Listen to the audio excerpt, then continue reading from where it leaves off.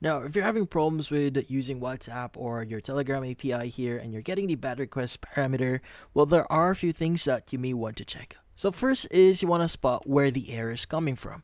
So, the first thing to do here is check which part of the workflow is actually causing the error. So, run your workflow and look closely at the node that fails. Now, you see something like bad request, can't parse entities for Telegram, or a parameter format does not match template for WhatsApp. That message gives you the biggest clue about where it's data issue, a wrong parameter, or a setup mistake. Now, once you know the problem node, look at the parameter inside it. Now, for Telegram, confirm that chat ID, message content, or whether you're using the right parse mode, so Markdown or HTML. Even a small formatting mistake like a unclosed tag or stray symbol can trigger the error. Now for WhatsApp, make sure your message template and its parameters match exactly.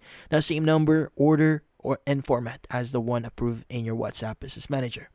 Now if everything looks fine in the node but the error persists, it might be your connection setup. Check that your API credentials are valid and that your webhook is actually reachable. Now for Telegram, the webhook should use a public URL and be on an allowed port like 443 or 8443. Now for WhatsApp, confirm your access token and phone number are active and that you're allowed to message the recipient.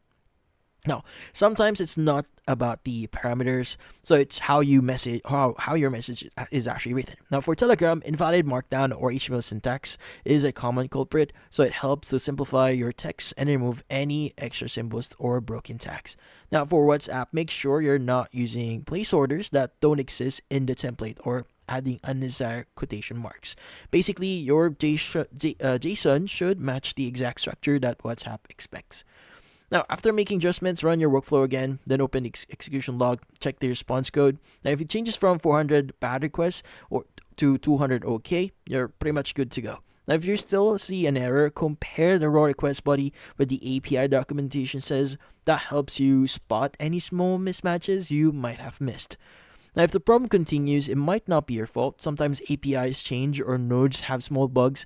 Revisit Telegram or WhatsApp API documents and make sure the node parameter are still up to date. Now, you can also enable debug mode in N8N to see the raw request being sent. Now, if everything looks good here or correct, you'll see and you're still stuck. It's worth checking the N8N community or GitHub issues. Others may have hit the same problem and or you found a workaround. And that's about it.